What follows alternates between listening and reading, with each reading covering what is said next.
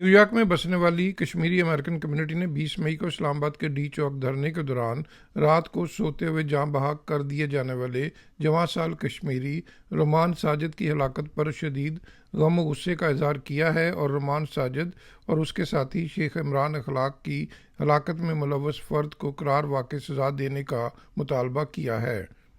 رومان ساجد کے رشتے میں دادا کہلانے والے خالد مقبول نے نیو یارک میں کشمیری امریکن کمیونٹی کے قائدین اور ارکان کے ساتھ مل کر مشترکہ پریس کانفرنس کی، جس میں ان کا کہنا تھا کہ رومان ساجد ان کے رشتے میں بھتیجے ساجد اقبال عشرت کا بیٹا تھا، جس کا تعلق آزاد جموں کشمیر کے علاقے کوٹلی سے تھا۔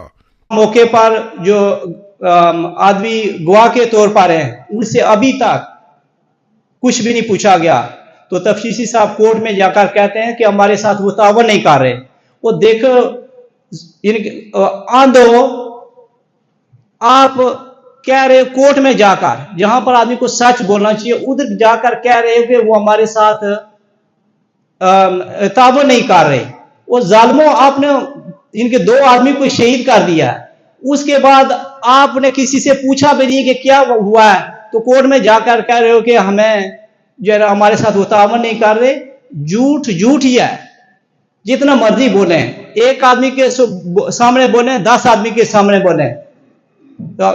اگر اور کوئی خالد محمود مغل، عنایت خان اور صغیر خان کا کہنا تھا کہ اس واقعے کی FIR بھی صحیح طریقے سے درج نہ ہو سکی اور ملزم کے خلاف قانونی کارروائی بھی صحیح طریقے سے نہیں ہو رہی۔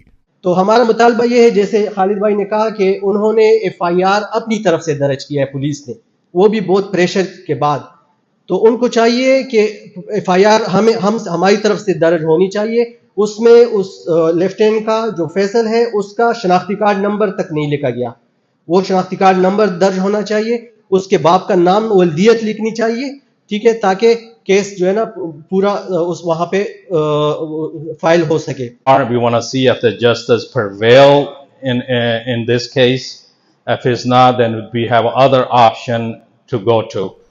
کشمیری امریکن قائدین کا کہنا تھا کہ ہم مطالبہ کرتے ہیں کہ چیف جسٹس پاکستان اس سانے کا از خود نوٹس لیں اور کیس کی سماعت سپریم کورٹ کی جانب سے کی جائے اور مقتولین اور شہداء کے لواحقین کو انصاف دیا جائے۔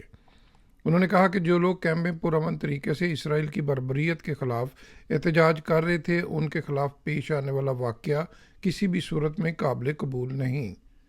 مقررین کا کہنا تھا کہ اگر رومان ساجد شہید کے کیس میں انصاف اور لواحقین اور متاثرین کے مطالبات پورے نہ کیے گئے تو وہ ہر فورم پر احتجاج کریں گے اور انصاف لے کر رہیں گے۔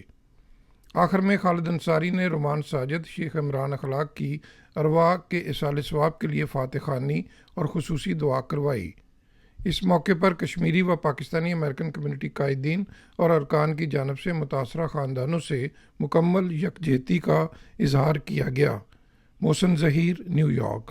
Don't forget to like, comment and subscribe.